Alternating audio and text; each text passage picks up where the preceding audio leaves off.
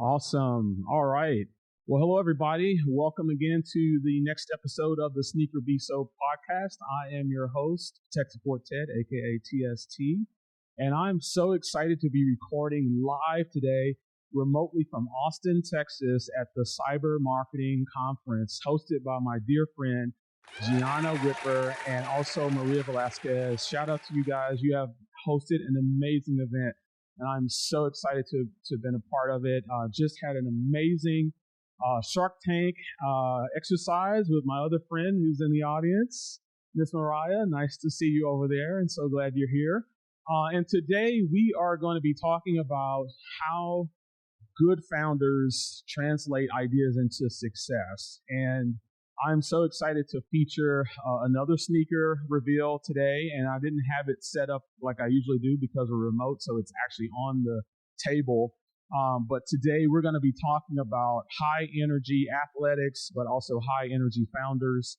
And today I'm so excited because we are going to feature Ja Morant as our sneaker, but also our athlete.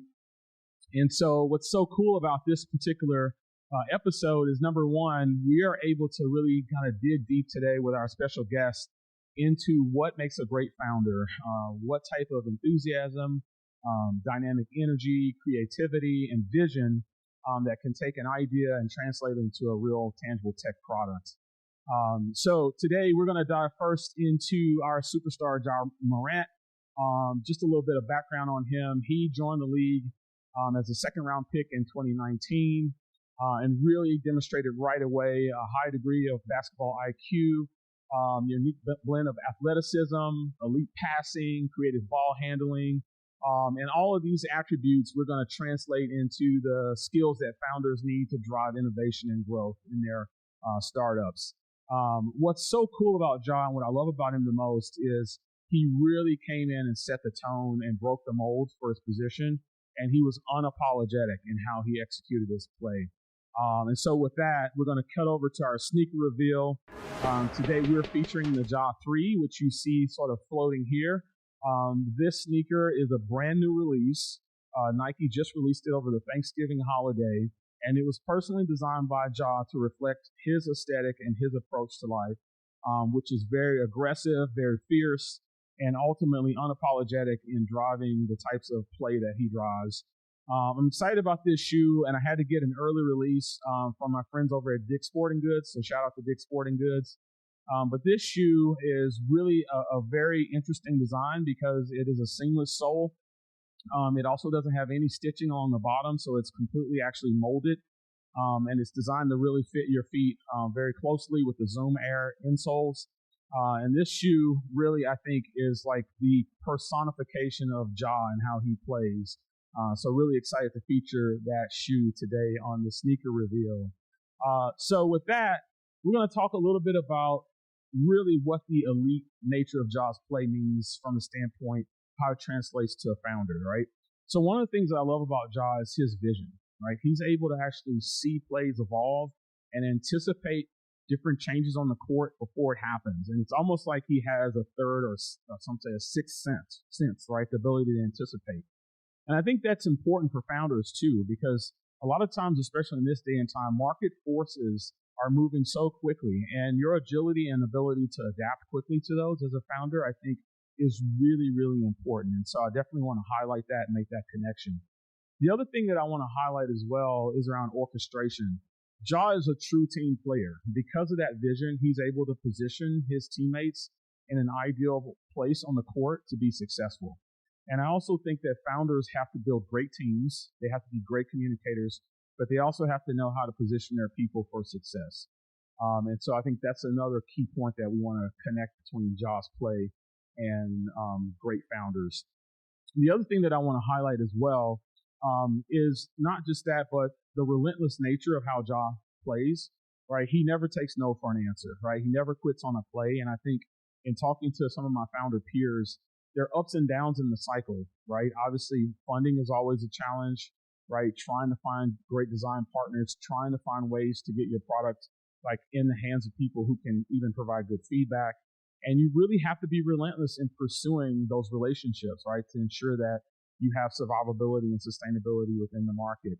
And there are times when probably, as my founder guest will probably share in a moment, where you really don't feel that your idea is going to gain traction. So you really have to be all in and committed to pursuing your idea and making sure that you don't quit on it. And so that's one of the things that we want to highlight for Ja. Real quick, before we go to break, I want to actually introduce and prepare the viewers here for our founder. We're going to feature a gentleman that is really dynamic. He's a great leader. And he's actually based here locally in Austin, which is a great, kind of alignment here for the conference to be happening. But Vidit Arora is going to be coming up next. He's going to talk through his journey as a founder, what it's been like for him. This is actually his second venture. And so we'll talk a little bit about his journey and what he's doing to kind of disrupt the AI security space, focusing specifically on end user behavior management and detection of shadow AI. And so with that, we're going to take a quick break. Once again, I'm your host, TST, aka Tech Support Ted, and this is the SneakerBISO Podcast. And we're out.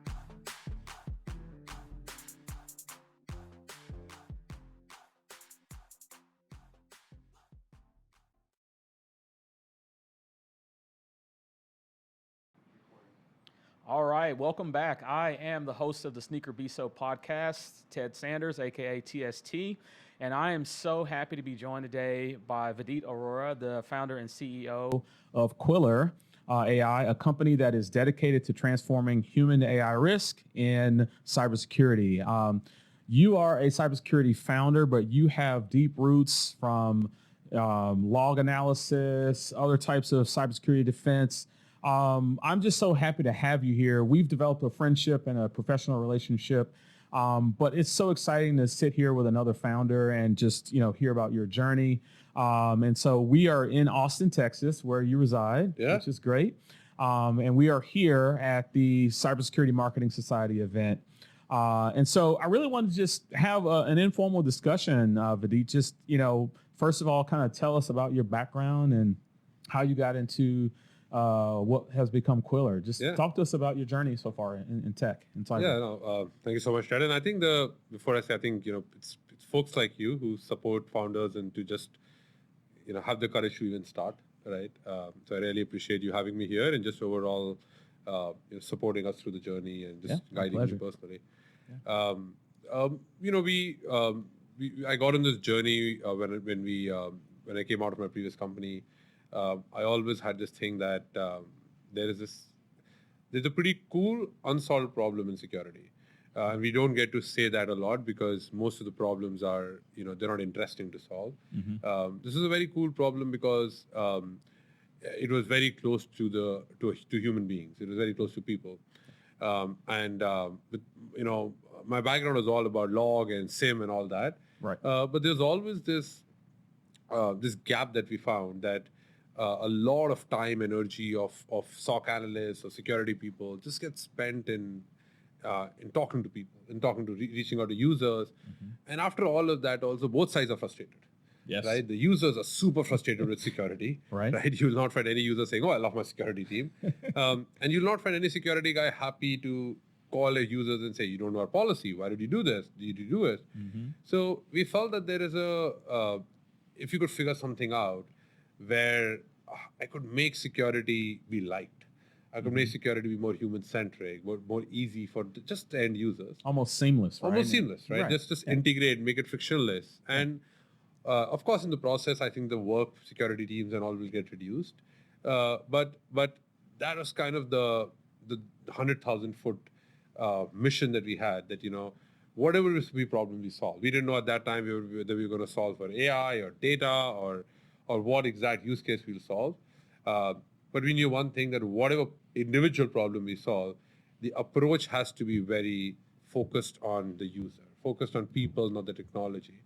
So that's kind of, where this all started from. And I think over the year or two, as we spoke to more and more CISOs, tried the product out, tried different problem statements, we reached the conclusion that I think the intersection of taking this human-centric approach with the intersection of AI adoption and the widespread of data would be a great place to start from. Not necessarily where I think we're going to end, but I think it was a great first initial problem to start solving. Yeah. So yeah. And so how has that approach sort of disrupted just even the journey in crafting the product, right? Because there's some unique challenges with starting from the end user perspective. A lot of security controls over the years, we've always started from the lower levels of the OSI, right? 100%. Right? I think how does that change it a little bit? I think it makes a problem that could be solved in a day and has been solved by 100 companies, makes that little thing takes weeks to solve or months to solve sometimes, and really sometimes pisses off your developers because something as simple as I want to make sure somebody can't upload sensitive data, right? You can solve it at a network level. Companies have solved it. 90%, but if I see somebody asks you why don't you want to do that, I'm like, because I really don't want to block him for uploading data. Right. That's not why somebody buys a DLP product. The reason somebody buys a data protection product, or any product for that matter, if I think about it, is for one simple reason. I want to make sure that if there is no legitimate business reason for an interaction to happen, then it shouldn't happen. Yeah, and the control should trigger. Right? Absolutely. But if there is a legit reason why something is happening, then it should happen. Yeah. If you try to do that at a network level, number one, sure, at a network level, you can't even see half the data for SSL pinning and all that. Right. But if you forget all of that, the only control I can block is I can block you. Right. But what happens if a user is trying to do something, it's completely legitimate, and you're not sure if it's bad or good. Yes, it's data sensitive, sure. But now the user just wants to tell you that, dude, I'm doing it because there's a reason. Here's why I'm doing it. And I have a legit reason, and I really need to do it, but they can't interact with you. Right. So everything had to be built at layer 7. Everything had to be built where the user was operating. So we literally had to start solving the problem top down. To first say that, okay, first let's figure out how are we going to interact for all these actions with the user. And then if we can do that, does it make sense to actually solve the problem? If we can't do that, then we don't even want to try to solve that problem. If there is something that is not possible at that layer, I'm not interested to solve it because there are other products that will do that. They'll do that. You already have it. You don't need another guy to come and tell you I'll block your network traffic. Right. Like somebody did that like 30 years ago. Right. So yeah, that was, I think, the whole idea. Yeah. So it changes the mindset a lot. You have to be very strict in keeping that principle.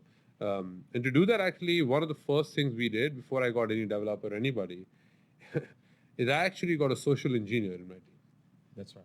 Because I'm like, this guy has to tell us that whatever you're saying, the user wants to listen to it. There's no point. Yeah.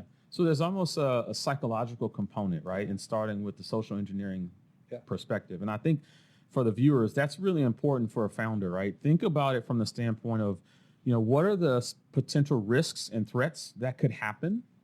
And then design the control, right, with that in mind. 100%. Right? And it sounds like you guys are continuing to put that at the core of what Quiller AI is trying to do. 100%. Right? Okay. 100%. You can't, otherwise, it's very easy to get comfortable and get into the same mold that's made for you for the last so many years.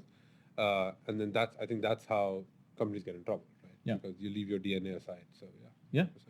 Yeah. So I want to pivot real quick, and I want to talk about, your approach to leadership, right? Because part of the journey as a founder, right, is obviously having a vision, which you clearly have built a vision, but then assembling a team, right? And I've watched your journey as you've added more people to the team, right? What is your approach for selecting quality team members and people that you understand like how they fit into your vision for your company? What's your approach? That's a brilliant question. I think, the first thing I'll say is vision, strategy is all great, but it's all about execution. Anybody can have an idea, right? I can say, I want to build a rocket to go to the moon. Good for me, right? So what? It doesn't take me, right?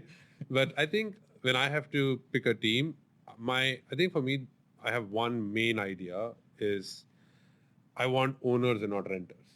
Okay. I think for me, that's like my core guiding principle, that I don't want people who are coming in here to, rent an office or who are here where the ownership was me, you're just going to mess this all up and go, and now I have to fix your refrigerator. I want people who are going to own whatever they take on. Because I think if you get those people, it doesn't matter what you give them. Today, they could be today they could be building a product, tomorrow they could be doing sales, day after tomorrow they could be doing something else, or whatever they do, they'll take ownership of it. I think for me that's the first founding principle, because as you're trying to build companies, and I tell everybody who joins, I'm like, you are not going to have any manager. Like, you get that, right? Yeah. You have no manager. Don't expect one-on-ones. Don't expect like I'm going to come and if you're becoming part of my team or core team, you don't have a manager. So you're self-sufficient. If you see there is a problem, go fix it. Yeah. Right? Don't wait for a call with me to say, oh, I thought of this problem. I want to have a call with you, and you've not been there for 1 week, so now I'm just sitting on the problem. Just fix it. Yeah. So I think for me, that's the first core principle. I think the second thing is people have to have, of course, I think there are some things that are given. You have to be very passionate and all of that. But I think the other thing is people have to know how to hustle. They have to know how to try to, figure out things. There is no cookie cutter way of doing it, right? There's no, you can't follow one single step to say, okay, if I follow these 10 things, the company will make it, or my product will be successful, or somebody's going to buy my product. You can have some guiding principles, but you have to really sometimes be scrunchy. You have to sometimes hustle. You have to just think way outside the box or not have a box and shit like that. So I think that's the other piece that I think is very important is if somebody joins who's looking for spoon feeding or for you to, have all the processes in place before they can solve a problem, then it's, somebody used to say a long time to me, the company is not going to come to you. You got to come to the company. So you need people who are ready to come down to where the company is and lift them with it. They can't sit on top and say, this is wrong and this is wrong and this is wrong and this is not happening. You don't have this. Yeah, we know we don't have this. Like if we had it, then we wouldn't be a startup. Right? Exactly. So I think those are the key points. Yeah. Yeah. Thank you for sharing that. I want to talk a little bit about a customer-centric philosophy and mindset, because I know that's something that we've talked about before. As you are sort of going through this evolution, right, how important is it to have your customers or your early adopters really helping you drive the refinement of the product, right? Is that something that you see as really critically important for founders to put the customer at the center of the conversation? And I truly believe that I don't think you should even start thinking about what problem to solve unless you have a set of people who are ready to talk to you about what their problem is. I don't think you can just sit in a room and say, oh, I'm going to solve for data security, right? Like one of the biggest examples for us was that we knew we wanted to take this approach. Great. Yeah. But we don't know what problem to solve. So we started by building a bunch of Figmas and taking it to people and say, we do this and we do this. And there were like 10 different things we do. And somebody would like one thing, somebody would like something else. Yeah. We got it to you. We're like, oh, this idea makes sense. This doesn't make any sense. So we had to keep on iterating on it. Even after that, when we built the first version of the product, and we pitched it to people, and we were pitching it for like a human-centric way of doing AI security. Right. We started getting customers to come to say, why can't you replace my DLP? Why can't I just make this whole data protection redundant, because you'll just take care of it. It looks like you'll take care of it. And that's, I think, the second thing is you got to listen to them. Not to 1 out of 100, but when there is enough voice coming from a set of critical people mass. You trust. Yeah. Yes. And I think you have to have a set of, security leaders who trust you and who will work with you from day one to day end, because you'll make a lot of mistakes. And this is not a one-time thing. It's not like, okay, one time they help you guide the vision and now you're done. Right. You're going to need them every few months, every few weeks. You're going to need them to bounce off a new idea, to tell you that you guys are going in the wrong direction. You're not focusing on this thing enough. Or, your customers, I'm hearing that you guys have this issue because of you have to keep your, those advisors are very, very, very crucial. Like, I think without them, every founder will typically has like founder's dilemma or like this, or what do we call it? Like, I like to call it, people start feeling that, my baby is never ugly. Right. Because you need somebody who is coming from the other side to tell you, dude, this doesn't make any sense. Because you'll always like what you built. That's human tendency. Yeah, and you kind of have your own echo chamber where you're just looking at your reflection, right? Yes. And you're sort of not able to actually see the blind spots or the potential areas of opportunity 100%. Where you can refine the product. Yeah, it's very easy to do that. You can keep sitting in a room and keep building things. Like, so you keep building in your ivory tower, right? But what does it get you? Right. So, right. Good. Yeah, so one final question as we kind of wrap up. What is, if you were like yourself 5 years ago, right? After all this time has elapsed in the journey, right? What would you tell yourself like 5 years ago? Is there something that you can think about and say, I would tell young Vidit this? I think I would tell myself to have spent even more time than I did in learning things rather than trying to, go after like flashy things, like trying to go after revenue or trying to go after this. Just just spending a lot more time in learning more about how to go about. I'm not, for example, I'm not great at marketing. Some people still tell me they do. Yeah, you're out of stealth, but you're still in stealth. Right. You do no marketing. So I think there are areas that I could have spent more time in learning those areas, since I always knew eventually I want to build something. I think there are segments that I just didn't focus on. I focused too much on product and customers, but I never focused on some of the the marketing aspects and stuff. I think I should have spent more time in learning some of that stuff. Yeah. I think as a founder, one thing you have to be is you have to be a generalist.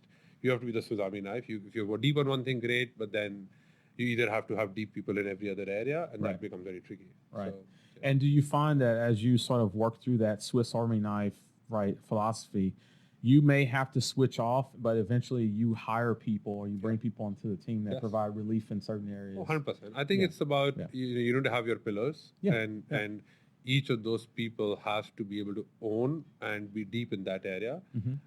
Because I think if you try to do everything, you eventually, in the starting, you have to do everything. Right. For a long period, you have to do multiple things. I think you always have to do multiple things. But I think you need, for critical stuff, you need expertise. You need the right pillars to rely on. Somebody will always say to me, there's a person I keep checking every few months, and they'll be like, oh, this is still a science project with it. This is still a science. I'm like, what do you mean? He's like, till the time you have your 6 pillars, till the time you have this is not a company. It's a science project. Right. So to make it a company, you need those expertise, you need those areas who are going to do that job. You can be you can either be a generalist or you can be vertical. You can't do both. Yeah. That's great advice. And so with that, we're going to kind of wrap up here. I just want to, first of all, say thank you so much for making time to come and be a part of the SneakerBISO podcast. I'm so excited to see how far Quiller has come, and I'm so excited to be a part of the journey and to be able to witness how the company is growing and all the great potential that's going to be realized in the future. So, thanks, Yurat. Can I ask the last question before we go? Yeah. Why the sneakers with this? Yeah, so for the viewers who kind of tune in all the time, they know the backstory. But basically, I'm a huge sneaker fanatic. Okay. And so the sneaker combined with the CISO-BISO moniker is sort of the combination of two of my passions. Oh, nice. One as a cybersecurity leader and one as a sneaker enthusiast. Oh, nice. I remember, I think, us having this conversation a while ago. Yeah. This is a pretty cool thing. Nice. Yeah. And so every episode we feature a sneaker in the intro. Nice. And this episode, we talked about the Ja Morant sneaker. But one of the things about his sneaker and about his playing style is he's very adaptable and flexible. And that, to me, is one of the main things you need in the founder's playbook, 100%, right? 100%. And you exemplify that as well. So it's a perfect marriage to have you here. Thank you so much, Chad. It's great being here. Yeah, pleasure. Really appreciate your time. Yeah. Thank you so much. All right, viewers. Well, thank you for tuning in to the SneakerBISO podcast. Once again, I'm your host, Tech Support Ted, a.k.a. TST. And tune in next time. We're going to have another exciting sneaker reveal and another special guest to talk about more in terms of cybersecurity and controls and all the new things that are coming out in the industry. And with that, we're signing off from Austin, Texas at the Cyber Marketing Society Convention. And we are out. Expressed by guests on the SneakerBISO podcast do not represent the official views of any organization and reflect the author's experience only. We do not endorse or take responsibility for any content shared by our guests.